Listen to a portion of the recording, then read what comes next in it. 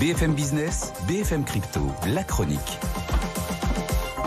Et Antoine, quand Larry Fink disait que les cryptos c'est une valeur refuge, finalement il avait raison. En pleine nouvelle phase très difficile pour les marchés actions, les cryptos servent de valeur refuge. Effectivement, le Bitcoin est à 29 000 $, l'Ether forcit vers les 1600 et l'XRP gagne 3-4 cents en 24 heures. Très clairement, les investisseurs ont décidé de se positionner à la hausse en plein tumulte sur les marchés. Alors on a sur les cryptos un contexte réglementaire en plein mouvement, notamment en France. La France qui a une proposition pour taxer le stocking.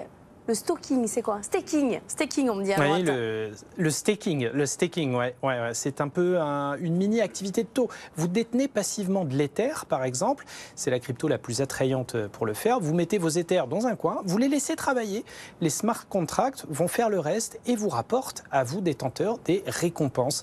C'est donc une forme de rendement fixe, même si celui-ci a tendance à baisser ces derniers temps. On est passé en moyenne de plus de 7% il y a quelques mois encore, un peu plus, de 3% en moyenne désormais. Un peu comme le livret A, ça dépend des saisons. Mais voilà, la sphère politique, toujours prête à trouver des idées de taxes quand elle peut, s'empare du dossier. Et le député Éric Bothorel, député Renaissance des Côtes-d'Armor et membre de la Commission des Affaires économiques, visiblement calé sur l'univers crypto, a décidé de déposer un amendement au projet de loi budgétaire pour imposer les revenus issus du staking, du minage et d'autres activités passives des cryptos. Et ce, même si ces revenus sont libellés en crypto, vous devrez déclarer ces rentrées, même si vous n'avez pas liquidé vos positions en monnaie sonnante et trébuchante ou échangé ces cryptos contre des biens et des services.